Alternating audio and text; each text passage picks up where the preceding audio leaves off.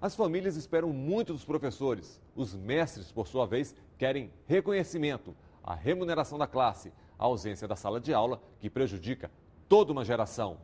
Acompanhe. Então, no Brasil, o tempo médio de aula que um aluno é exposto é de 4 horas e meia por dia. Em qualquer país que está muito bem no PISA, são 6, 7 ou 8 horas de aula. A maioria mais de 7 horas aula por dia que o aluno tem. Não atividades complementares para o aluno não ficar na rua, como a gente diz, ou porque a família não tem condições de cuidar dele. Não, aula. Ele está lá aprendendo, ele está lá sentado no ambiente educacional, sob orientação de um professor, discutindo o currículo e aprendendo aquilo que é esperado que ele aprenda. Então, esse tempo. Se a gente pega o tempo, isso é o tempo bruto, digamos, que o aluno passa na escola, essas 4 horas e meia.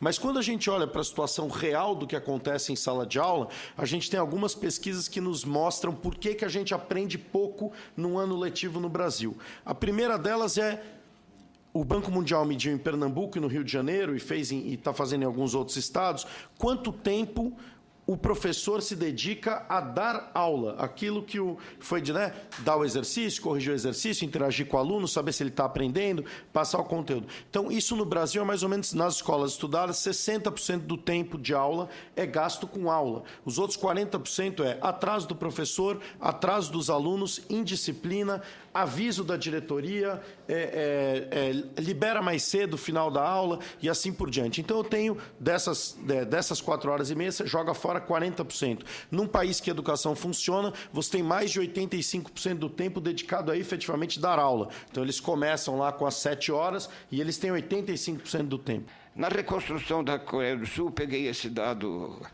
ainda ontem, nenhum funcionário público poderia ganhar mais do que um professor. Quer dizer, professor foi elevado à categoria que tinha no meu tempo de cabelo branco.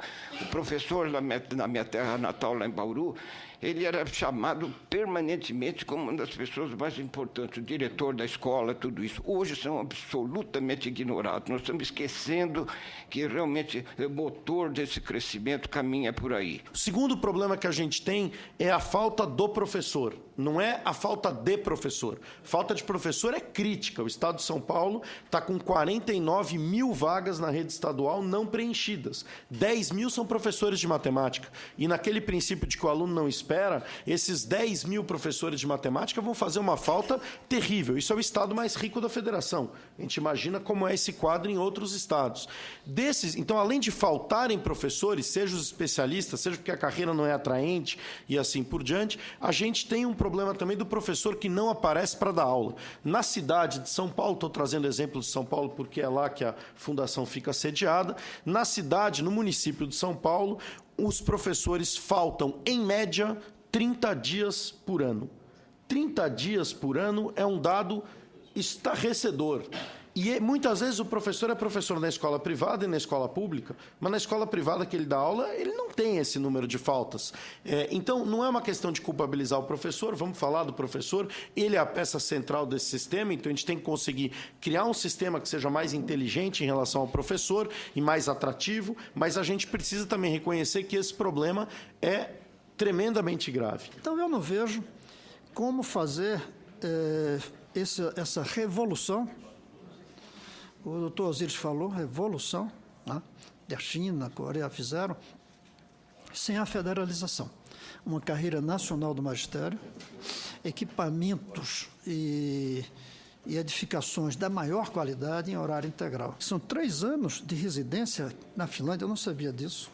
9 de formação e 3 de residência. Aqui são 3 de formação e 0 de residência. Ao mesmo tempo, sem uma legislação federal, nós não vamos conseguir quebrar o corporativismo dos professores que dificultam o avanço da educação. A expressão que você usou de que o problema do Brasil não é só falta de professor, é falta do professor também. Isso exige uma nova carreira. Um elevadíssimo salário, mas com uma carreira elevadíssima exigência para os professores. Aumentar os salários e aumentar as exigências na seleção e no dia a dia do trabalho. Isso precisa de leis federais. Eu defendo uma coisa que jamais os sindicatos vão aceitar: a estabilidade responsável. Prefeito, governador, colegas, pais, não demite professor. mas uma avaliação pode demitir. Os sindicatos que lidam com essa questão são muito corporativistas e pensam que só o dinheiro é que resolve as questões da educação. E a gente viu pelas palestras que nós precisamos criar uma diferenciação de remuneração. Todas as profissões, ou nas profissões, existem os melhores e existem os piores. Existem os mais produtivos, os menos produtivos. Existem, portanto, diferenças salariais significativas nas categorias. E na educação a gente não consegue ver isso. Porque os sindicatos dos trabalhadores na educação, eles levam todo mundo junto. A gente tem que voltar um pouco mais para trás ainda, e se falou isso aqui, é a questão do engajamento da família na educação. Eu conversei com alguns professores que literalmente disseram assim, olha, já teve situação aqui de a mãe chegar com o garoto pendurado pela orelha e falar assim, cuida desse bichinho porque eu não dou mais conta dele. Quer dizer, ao invés da família ajudar na educação, complementar a educação, eles entregam tudo para a escola.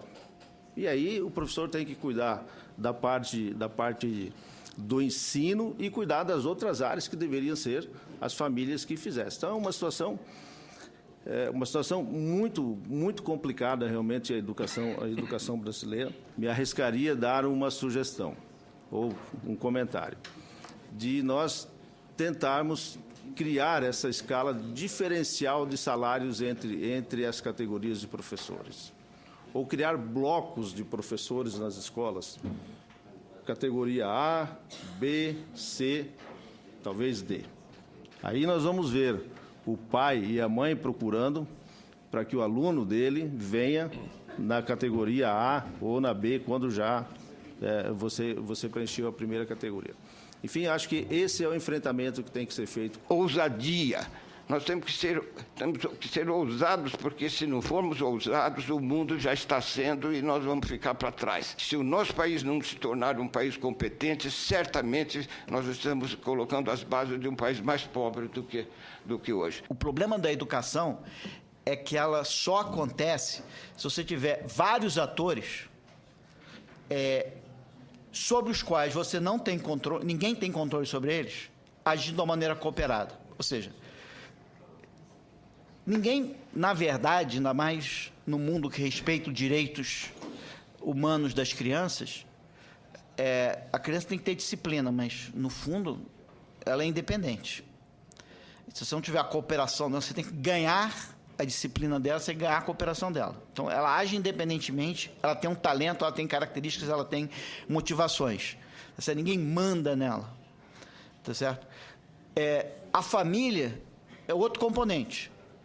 Tá certo? Se a criança vai para casa querendo estudar e o pai está com a televisão ligada no mais alto nível, o pai e a mãe estão discutindo, não tem luz no quarto para a criança estudar, não adianta a criança estar motivada para estudar porque ela não vai conseguir estudar. Ou seja, você tem a escola, você tem a família, você tem a criança, os três são importantes para a educação e não tem ninguém capaz de ter o poder discricionário sobre os três, dizer, você vai fazer isso, você vai fazer isso, você vai fazer isso.